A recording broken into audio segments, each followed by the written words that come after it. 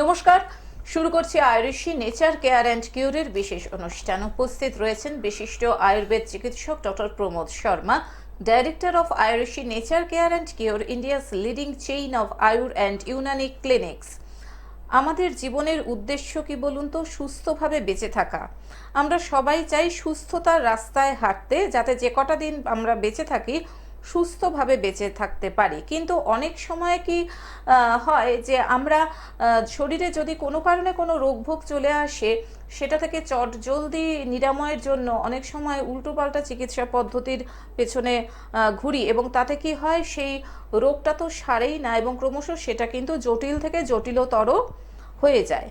এবং আজকের এই আয়ুর্বেদ চিকিৎসা শাস্ত্রের উপরে যে অনুষ্ঠানটা করা হয়, অর্থাৎ আয়ুষী নেচার কেয়ার অ্যান্ড কিউরের যে অনুষ্ঠান, সেই অনুষ্ঠানে উপস্থিত থাকেন ডক্টর প্রমোদ শর্মা, যিনি কিনা একটা বার্তাই আপনাদের দেন। সেটা কি না, সুস্থভাবে যদি আপনারা বেঁচে থাকতে চান তাহলে নির্দ্বিধায় আপনারা ভরসা রাখুন আয়ুর্বেদ চিকিৎসা শাস্ত্রের ওপরে। কারণ আয়ুর্বেদ চিকিৎসা শাস্ত্রই হচ্ছে একমাত্র চিকিৎসা শাস্ত্র যেটা থেকে সমস্ত ধরনের আধুনিক চিকিৎসা শাস্ত্রের সৃষ্টি হয়েছে।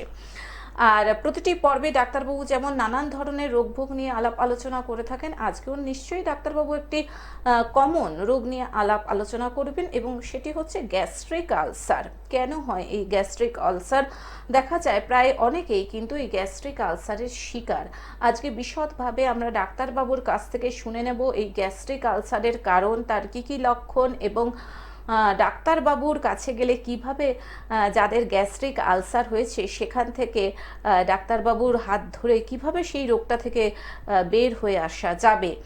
এবং আজকের এই অনুষ্ঠানে আপনারা যারা সরাসরি নানান ধরনের রোগভোগ নিয়ে ডাক্তারবাবুর সঙ্গে ফোনে কথা বলতে চান, তারা চলে আসুন আমাদের দুটো ফোন নাম্বারে ফোন করে, 0332571225 এবং 0334008143 আসুন আজকের এই আয়ুর্বেদ চিকিৎসা শাস্ত্রের অনুষ্ঠানে আরও আরেকবার স্বাগত জানাই বিশিষ্ট আয়ুর্বেদ চিকিৎসক ডক্টর প্রমোদ শর্মাকে। স্বাগত ডাক্তারবাবু আরও আরেকবার এই অনুষ্ঠানে। আজকের আলোচ্য বিষয়বস্তু ডাক্তারবাবু হচ্ছে গ্যাস্ট্রিক আলসার, যেটা খুব কমন, প্রায় সবারই শোনা যায় কম বেশি যে গ্যাস্ট্রিক আলসার রয়েছে, গ্যাস হচ্ছে। এটা কি শুধুমাত্র খালি পেট থাকলেই হয়, না এর অন্য কোনো কারণও রয়েছে? দেখুন, গ্যাস্ট্রাইটিস যেটা আছে, গ্যাস্ট্রাইটিস অনেকগুলো কারণে হয়। যেরকম আমরা অতিরিক্ত বেশি খেয়ে নিই, যতটা আমার অ্যাপাটাইট আছে তার থেকে বেশি যদি আমি খেয়ে নেব, তাহলেও কিন্তু আমার পেটে গ্যাস ফর্ম করবে। এবং যখন আমার পেটে খিদা হচ্ছে আর আমি খাচ্ছি না, তাহলেও কিন্তু এন্টারাল গ্যাস্ট্রাইটিস হবে। এইবার গ্যাস্ট্রাইটিস হতে হতে গ্যাস্ট্রাইটিস আলসার হয়ে যায়। এই আলসার জিনিসটা হচ্ছে কেন, আজকে বহু পেশেন্টে রয়েছে। দেখবেন মানে কিছু বছর আগে এই ধরনের আলসার জাতীয় জিনিস হতো না, শুধু হয়তো গ্যাস থাকতো। কিন্তু এখন যত হাই পাওয়ারে আমরা মেডিসিন দিচ্ছি গ্যাসটাতে চাপার জন্যে, আপনি দেখুন যেই আধুনিক মেডিসিনগুলো আপনারা ব্যবহার করছেন, সেই আধুনিক মেডিসিনের মধ্যে কী হচ্ছে, যখন আপনি গ্যাস্ট্রাইটিসের ওষুধ খাচ্ছেন না, আপনার গ্যাসটা পাস হচ্ছে, কিন্তু শুধু গ্যাসটা সাপ্রেস করে দিচ্ছে। সাপ্রেস করার কারণ কী হচ্ছে, নেক্সট ডে আবার উঠে আপনাকে বড়ি খেতে হচ্ছে। এই যে দীর্ঘদিন আপনারা বড়ি খাচ্ছেন, এই বড়ি খাওয়ার পর আপনার গ্যাসটাকে সাপ্রেস করে দিচ্ছেন। এটাই হচ্ছে মেন গ্যাস্ট্রাইটিস আলসার হওয়ার কারণ। আলসার মানে হচ্ছে একটা ঘা।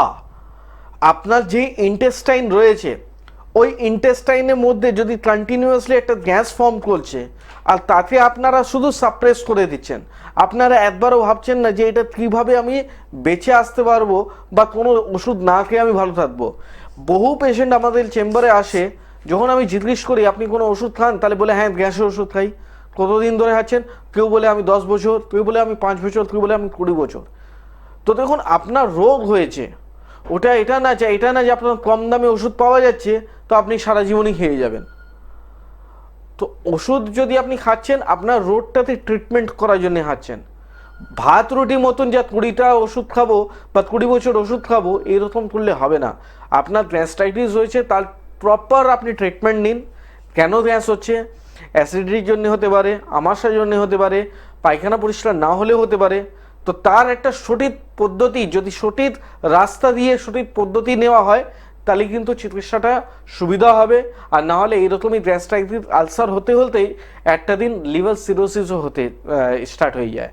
তো আপনারা দেখুন, যে কোনো রোগী প্রথম কিছু সিমটমস দেখা যায়, ওই সিমটমসের উপরেই যদি আপনারা কাজ করতে স্টার্ট করে দেবেন, ভবিষ্যতে এই বড় বড় রোগগুলো আর আপনার শরীরে আসবে না। ডাক্তারবাবু, আয়ুর্বেদ চিকিৎসা পদ্ধতিতে মানে আপনার কাছে কেউ যদি এই ধরনের সমস্যা নিয়ে আসে, অর্থাৎ গ্যাস্ট্রিক আলসারের সমস্যা নিয়ে আসে, সেক্ষেত্রে কি এটা চিরতরে নির্মূল হয়ে যাওয়া সম্ভব? আচ্ছা, ওটা আমি মনে হচ্ছে আমরা একটু উত্তরটা শুনবো নিশ্চয়ই। তার আগে একজন বন্ধু চলে এসেছেন টেলিফোনে। নমস্কার, আপনাকে স্বাগত। ফোনে কে রয়েছে? হ্যালো। নমস্কার ম্যাম। নমস্কার স্যার। হ্যাঁ, নমস্কার। বলুন, আপনি কোথা থেকে বলছেন? জি, আমি নদিয়া শান্তিপুর থেকে কমল বলছি। কমল বলছেন। আপনি কার সম্বন্ধে জানবেন? জি, আমার নিজের সম্বন্ধে জানতে চাই। বয়স কত? জি, আমার হাঁটু ব্যথা করে। না, আপনার বয়সটা কত একটু বলুন। জি, বয়স হচ্ছে আমার 29। 29। হাঁটু ব্যথা করে? হ্যাঁ। জি, হাঁটু ব্যথা করে। আচ্ছা, এর জন্য কোনো ডাক্তার এখন পর্যন্ত আপনি দেখিয়েছেন? হ্যাঁ, ডাক্তার সঙ্গে আগে যোগাযোগ করেছিলাম, আচ্ছা। কিন্তু ডাক্তার কোনো লাভ পাইনি। আর কোনো আপনার এক্সরে হয়েছিল? হাঁটুতে এক্সরে করেছেন যে কেন আপনার এই রোগটা হচ্ছে বা কি রোগ হয়েছে? না, তেমন করে করিনি। কোনো রিপোর্ট হয়নি। ঠিক আছে, আপনি টিভির সামনে যেতে পারেন। আপনার সমস্যাটা যে কী সমাধান হবে বা কীভাবে ট্রিটমেন্ট হবে সেটা আমি আপনাকে ফোন বলে দিচ্ছি। দেখুন, যে কোনো সমস্যা আগে ডিটেক্ট করতে হবে।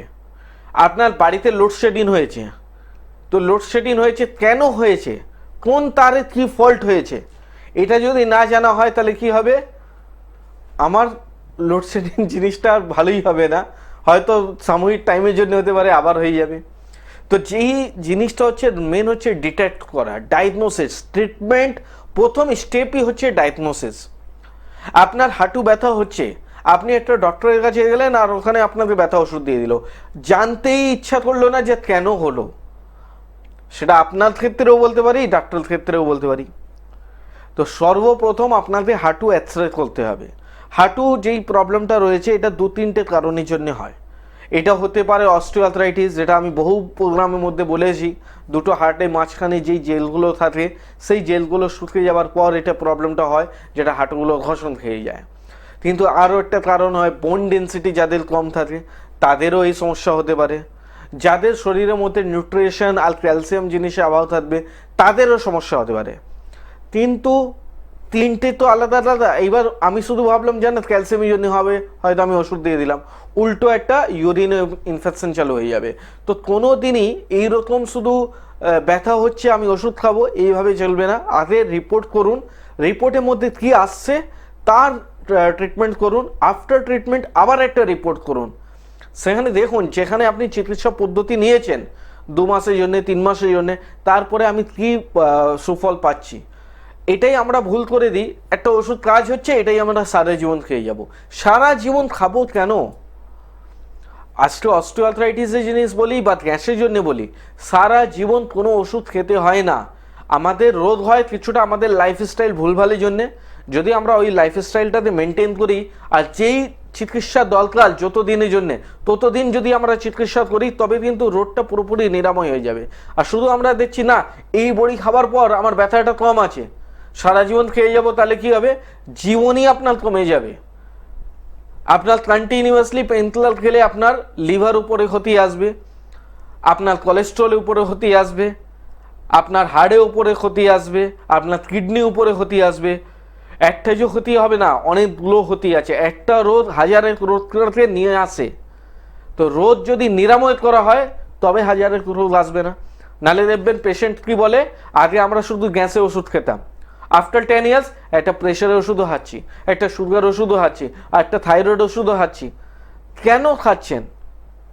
কেন কি আপনারা ওই যে যখন আপনার রোগটাতে ছোট ছিল আপনি ভাবলেন ওই 1 টাকা 50 পয়সা একটা ওষুধ পাওয়া যাচ্ছে, এটা খেয়ে আমি ভালো আছি, তাহলে সারা জীবন এটাই খেয়ে যাই। কিন্তু বললাম যে জীবনটা এত ছোট না যে শুধু ওই ওষুধ খেয়েই আপনার কেটে যাবে। জীবনটা অনেক বড় আছে, আর সেটা আপনারা মেডিসিন খেয়ে খেয়ে জীবনটাতে ছোট করে দিচ্ছেন। কিন্তু একদমই তাই। আমরা ডাক্তারদের কাছে যাই ভালো থাকার জন্য, রোগটা থেকে মুক্তি পাওয়ার জন্য, কিন্তু মুক্তি তো পাই না, উল্টে ডাক্তারবাবুর কথাতেই বলি আয়ুটাই যেন কমে আসে। কাজেই ডাক্তারবাবু, সেই প্রশ্নের উত্তরটায় আমরা আবারও আসবো, সেটাতেই বারবার ফোন এসে যাচ্ছে যে কি করে আয়ুর্বেদ চিকিৎসা পদ্ধতিতে গ্যাস্ট্রিক আলসার থেকে পুরোপুরি মুক্তি পাওয়া যায়? নিশ্চয়ই শুনবো উত্তর, তার আগে একজন বন্ধুর ফোন চলে এসেছে। নমস্কার, স্বাগত আপনাকে। ফোনে কে রয়েছেন? হ্যালো। হ্যাঁ, হ্যালো। হ্যাঁ বলুন, আপনি কার সম্পর্কে জানবেন? হ্যাঁ, আমি কি ডক্টরের সঙ্গে কথা বলতে পারি? নিশ্চয়ই পারেন, তার জন্যই এই অনুষ্ঠানের আয়োজন। বলুন। হ্যাঁ, একটু ডক্টরবাবুকে দিন না। হ্যাঁ, একটু জোরে বলুন। একটু ডাক্তারবাবুকে দিন না। হ্যাঁ আমি শুনছি, আপনি ফোনে বলতে পারেন, আমি শুনছি, প্রোগ্রামেই আছেন, বলুন। বলছি ডাক্তারবাবু, আমি প্রায় 10-12 বছর হলো আমি গ্যাসের সমস্যায় ভুগছি। আপনার বয়স কত আর আপনার নাম কি? আমার বয়স এই 44, আচ্ছা আর আমার নাম হলো স্নেহা হালদার। আচ্ছা, কোথায় থাকেন, কোথায়? আমি কোনো কারণে লাইনটা কেটে গেছে, আপনি বরং উত্তরটা দিয়ে দিন। উনি টিভিতে শুনবেন, আপনি টিভিতে শুনুন। আচ্ছা, ওনার এতদিন ধরে গ্যাসের সমস্যা দিয়ে ভুগছেন। তো দেখুন, গ্যাসের সমস্যা দিয়ে ভুগছেন, এখানে আপনি আয়ুর্বেদিক ট্রিটমেন্টে আসুন। আপনার যদি গ্যাস্ট্রাইটিস হচ্ছে, কেন হচ্ছে এটা জানা দরকার আছে। তো আপনি যদি কোনো ডাক্তার দেখিয়েছেন, যদি আপনার এন্ডোস্কোপি রয়েছে, আপনার এলএফটি রিপোর্ট রয়েছে, আপনার স্টুল রিপোর্ট রয়েছে, তাহলে ওটা অবশ্যই নিয়ে আসতে হবে। আর যদি কিছু নেই, তাহলে আপনি আসুন, আপনার সিমটমস অনুযায়ী যেই আমি চিকিৎসাটা দেব, মানে যেই ডায়াগনোসিসটা দেব, যেই রিপোর্টটা করতে দেব, সেই রিপোর্ট আপনাকে করতে হবে। আফটার রিপোর্ট তারপরে ট্রিটমেন্টটা চালু হবে। আর যেইভাবে আমি লাইফস্টাইলটাকে মেনটেন করতে বলবো, সেইভাবে যদি আপনি মেনটেন করে চলেন, রেজাল্ট পাওয়া যাবে উইথিন 15 ডেজের ভিতরে। আপনি যেই প্রথম আসবেন 15 দিনের ভিতরে আপনার রেজাল্ট পেয়ে যাবেন। আর তারপরে আপনার যেই রোগটা ডিটেক্ট হবে, সেই অনুসার একটা কোর্স বলে দেব। সেটা 4 সপ্তাহ হতে পারে, সেটা 8 সপ্তাহ হতে পারে। তো সেইভাবে আপনার ট্রিটমেন্টটা পুরোপুরি নিরাময় হয়ে যাবে। একদমই তাই, আমরা উত্তরটা পেয়েও গেলাম।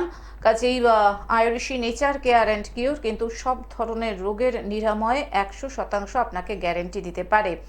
আর যারা মনে করছেন আয়ুষী নেচার কেয়ার অ্যান্ড কিউরের সঙ্গে যোগাযোগ করবেন, ডাক্তারবাবুকে দেখাবেন, সুস্থভাবে বাঁচবেন, তাদের জন্য বলছি, দেখুন স্ক্রলে হেল্পলাইন নাম্বার যাচ্ছে, অর্থাৎ চেম্বারের বুকিং নাম্বার 9903595252 এবং 9903795252। এই দুটি ফোন নাম্বারে ফোন করে বিশদে জেনে নিন ডাক্তারবাবুকে কবে কোন চেম্বারে পাওয়া যাচ্ছে। কলকাতাতে ডাক্তারবাবুর চেম্বার রয়েছে সাউথ সিটি মলের উল্টো দিকে, হাতিবাগানে, ইকবালপুর, আমতলা, এছাড়াও বারাসাতে, হাওড়াতে হাওড়া বকুলতলা, টিকিয়াপাড়া, বামুনগাছি এবং উত্তরপাড়ায়। Out station chamber Halisahar, Bardhaman, Durgapur, Baharampur, Siliguri, Cooch Behar, Agartala, Heria, Mecheda, ঘাটালে। এখানে লেডি ডক্টর রয়েছেন, কাজেই আপনাদের অসুবিধার কোনো জায়গা কিন্তু ডাক্তারবাবু রাখেননি। ডাক্তারবাবু, আমরা আলোচনা করছিলাম গ্যাস্ট্রিক আলসার নিয়ে এবং আয়ুর্বেদ চিকিৎসা পদ্ধতিতে এই রোগটা থেকে পুরোপুরি মুক্ত হওয়া যায়। কারণ যেটা অ্যালোপ্যাথি বা অন্যান্য চিকিৎসা পদ্ধতিতে হয় যে গ্যাসের বড়ি খেয়েই যায় লাইফ লং খেয়ে যায়, এবং তাতে তো হয় না ঠিক, এবং উল্টে এটা একটা সাইড এফেক্ট খুব বাজেভাবে পড়ে। আপনি যেটা বললেন যে খালি পেটেও গ্যাস্ট্রিক আলসার হতে পারে, বা অত্যধিক খাবার খেলেও গ্যাস্ট্রিক আলসার হতে পারে, যেটা আপনি সবসময় বলেন অতি মানেই ক্ষতি। কাজে আপনি যদি একটু আবার বলে দেন যে কিভাবে খাবারের অ্যারেঞ্জমেন্ট আমরা কি রকম করলে যে এইভাবে আমাদের হজম ক্ষমতাটা বাড়বে এবং আমাদের কোনো গ্যাস হবে না। দেখুন, আমরা ক্লাস 9-এর মধ্যেও পড়েছি, যদি আমাদের অ্যাসিডকে নিউট্রালাইজ করতে হয়, তাহলে আমাদের দরকার পড়ে অ্যালকালাইন। তো দেখুন, আমরা যখন ঘুম থেকে উঠি, আমাদের মুখের উপরে যে স্লাইভাটা থাকে, এটাই অনেক মহত্বপূর্ণ, এটাই অনেক দামি জিনিস আছে। এটা যদি আমরা ঠিকভাবে ব্যবহার করি, আমাদের শরীরের মধ্যে অনেকগুলো লুকন্ত রোগগুলো কিন্তু ভালো হয়ে যাবে। দেখবেন রাস্তার মধ্যে যেই পশুগুলো রয়েছে, সেই পশুগুলো দেখবেন কোনো চোট লেগে গেল, ও নিজে ওই ঘাটাতে শুধু ওই স্লাইভা থেকে ওই রোগটাতে নিরাময় করে নেয়। তো আমরা কেন করি না? আমরা মানুষ হচ্ছি, আমরা এটা কিন্তু ঘৃণা করি না, এটা কি বাজে জিনিস।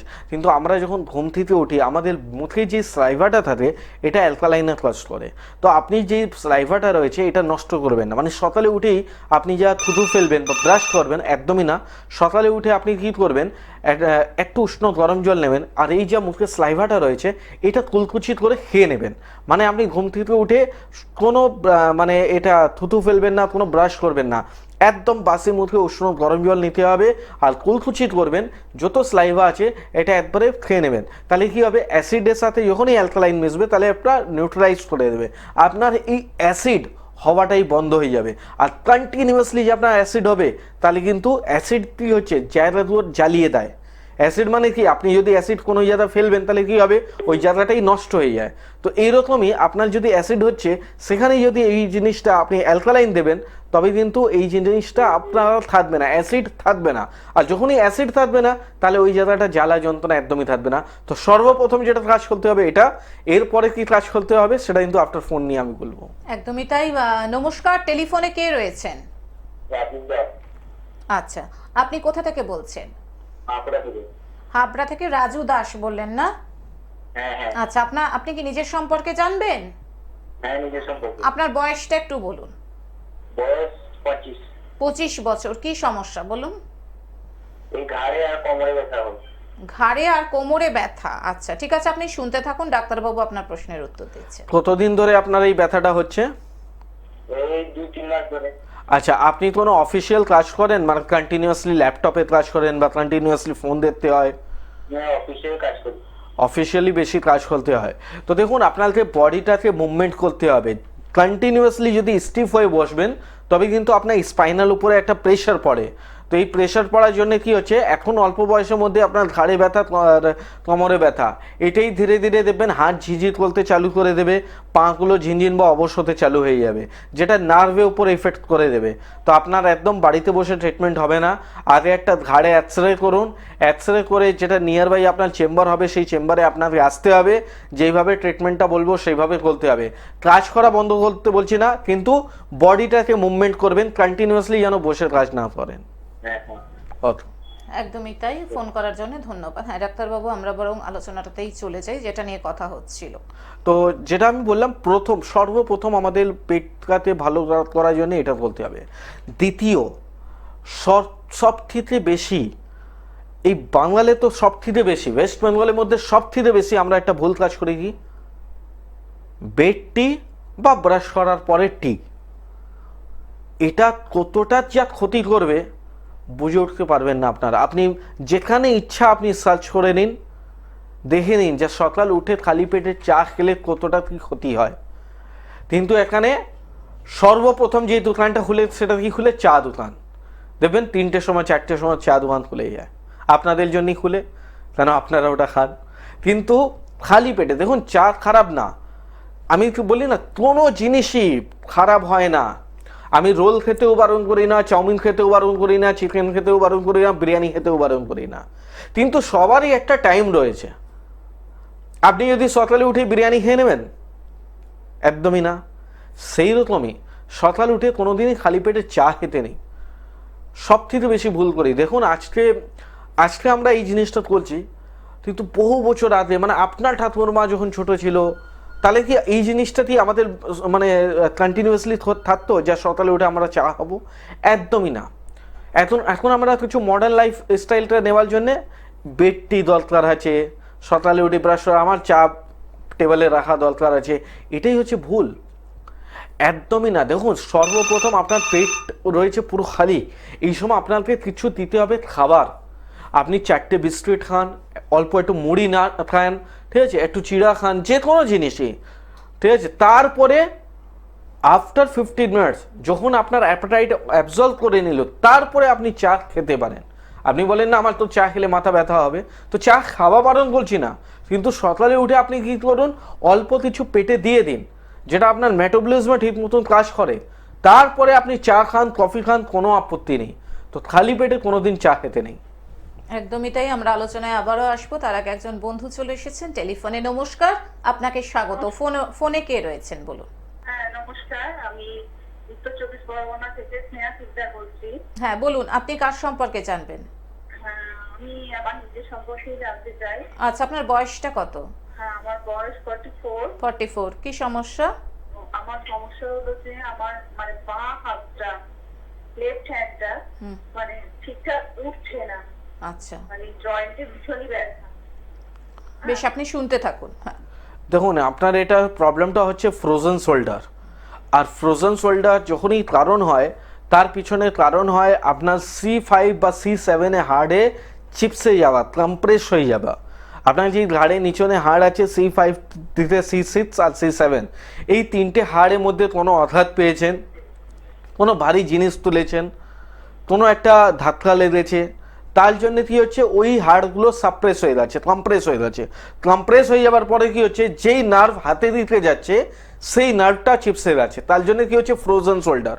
ফ্রোজেন শোল্ডার মানে কি হচ্ছে, ফ্রোজেন মানে হচ্ছে যেরকম আপনার কোনো জিনিস বরফ জমে যাচ্ছে সেটা বলা হয় ফ্রোজেন। তো আপনার হাড়, এই যে হাড়টা হচ্ছে সেই হাড়টা সেইভাবে জমে যাচ্ছে, এই জন্য যখন আপনি তুলছেন নাপছেন ওই সময় আপনার ব্যথা হচ্ছে। এর জন্য একটা এক্সারসাইজ করতে হবে, হাতটাতে দেওয়ালের কাছে নিয়ে দিয়ে হাতটা উঁচু করবেন, তারপরে ধীরে ধীরে নিচনে নামাবেন। তারপরে এর যে ট্রিটমেন্ট হবে টোটালি স্পাইনালের উপরে ট্রিটমেন্ট হবে। তো আপনাকে চেম্বারে আসতে হবে, স্পাইনালে আপনাকে রিপোর্ট করে তারপরে ট্রিটমেন্টটা এগোতে হবে, তাহলে সমস্যাটা পুরোপুরি সমাধান হয়ে যাবে। আর যদি না করেন তাহলে দেখবেন কিছুদিন পর আপনার হাতে কিছু ওই যেটা বাঁ হাতে হবে বা ডান হাতে হবে ওই হাত দিয়ে দেখবেন না আপনি কিছু কাজ করতে পারছেন, হাত মুঠো হবে না ঠিক মতন, হাতে সেই রকম জোর থাকবে না। একদমই তাই। ফোন করার জন্য ধন্যবাদ। যারা মনে করছেন ডক্টর প্রমোদ শর্মাকে দেখাবেন, যারা মনে করছেন আয়ুর্বেশী নেচার কেয়ার অ্যান্ড কিউরের সঙ্গে যোগাযোগ করবেন, দেখুন স্ক্রলে ফোন নাম্বার যাচ্ছে, অর্থাৎ চেম্বারের বুকিং নাম্বার, হেল্পলাইন নাম্বার 9903595252 এবং 9903795252। কলকাতাতে ডাক্তারবাবুর চেম্বার রয়েছে সাউথ সিটি মলের উল্টো দিকে, হাতিবাগানে, ইকবালপুর, আমতলা, বারাসাত। হাওড়াতে Howrah Bakultala, Tikiapara, Bamungachhi, Uttarpara. Out station chamber Halisahar, Bardhaman, Durgapur, Baharampur, Siliguri, Cooch Behar, Mecheda, Heria এবং ঘাটালে।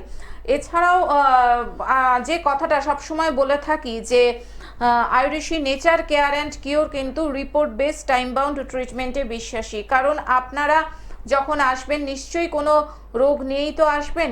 যখন আপনারা রিপোর্ট নিয়ে এখানে আসবেন এবং ডাক্তারবাবুর কাছে যখন চিকিৎসা নেবেন এবং তারপরে যখন ডাক্তারবাবু আবার আপনাকে রিপোর্ট করাতে বলবেন, সেই যে দুটো রিপোর্ট, অর্থাৎ এখানে আসার আগের রিপোর্ট এবং এখান থেকে বেরিয়ে যাওয়ার সময়কার রিপোর্টের যে একটা বিস্তর ফারাক রয়েছে সেটা কিন্তু আপনারা নিজেরাই দেখতে পাবেন। সেই জন্য এটাকে বলা হচ্ছে report base time bound treatment. একটা নির্দিষ্ট সময়ের পরে আপনি কিন্তু আপনার রোগটা থেকে চিরতরে মুক্তি পাবেন।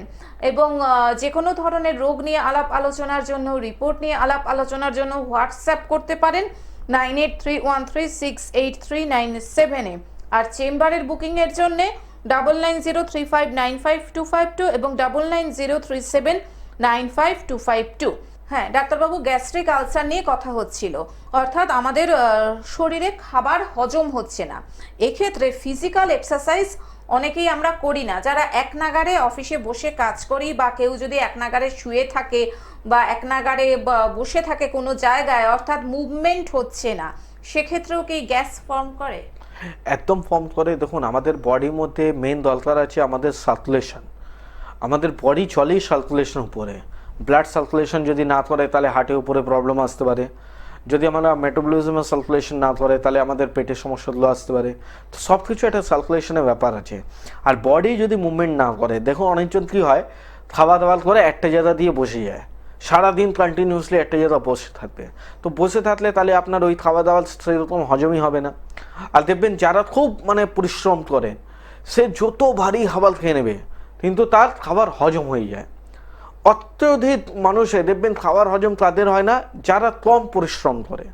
তো পরিশ্রম আপনাকে সেইভাবে করতে হয়। দেখবেন বেশিরভাগ আমরা গ্যাস ফর্ম কখন করে বা গ্যাসের সমস্যা কখন হয় রাত্রে দিকে, কেন কি আমরা লেট নাইট ডিনার করলাম আর ডিনার করার পর আমরা সঙ্গে সঙ্গে ঘুমোতে চলে গেলাম। তো এই জন্য কি হচ্ছে বডি সেরকম আপনার মুভমেন্ট হলো না, তার জন্য আপনার গ্যাস ফর্ম হলো। তো এই জন্য আমি বারবার বলি মর্নিং ওয়াক তো বেটার আছেই, কিন্তু নাইট ওয়াক ওর থেকে বেশি বেটার আছে। কেন মর্নিংয়ের মধ্যে আমরা কাজ করে যাই করে একটু যেই হোক, মহিলা হোক পুরুষ হোক বাচ্চা হোক, যে কেউ আমরা একটা কাজের মধ্যে ভিড়ে যাই। বাচ্চা আছে স্কুলের মধ্যে চলে যাচ্ছে, বাড়ির মহিলা আছে ওরা কি আছে বাড়িতে কাজ করছে, যারা অফিসিয়াল মহিলা আছে তারা কিন্তু অফিসে যাচ্ছে, পুরুষদের ক্ষেত্রেও তাই। কিন্তু নাইটে আমরা কি করছি, খাচ্ছি, বেডরুমের রাস্তা দেখে শুয়ে যাচ্ছি। তো এই যে জিনিসটা আমি বারবার বলি মর্নিং ওয়াক থেকে বেশি বেটার হয় নাইট ওয়াক। ধন্যবাদ ডাক্তারবাবু আপনাকে, ধন্যবাদ সকল দর্শক শ্রোতা বন্ধুকে। আজকের মতন আমাদের প্রিয় ডাক্তারবাবু ডক্টর প্রমোদ শর্মাকে নিয়ে বিদায় নিচ্ছি। চলে আসবো আবার আগামী পর্বে। সুস্থ থাকুন, ভালো থাকুন এবং অবশ্যই ডাক্তারবাবুর কথা মতন চলুন। আসছি, নমস্কার। নমস্কার।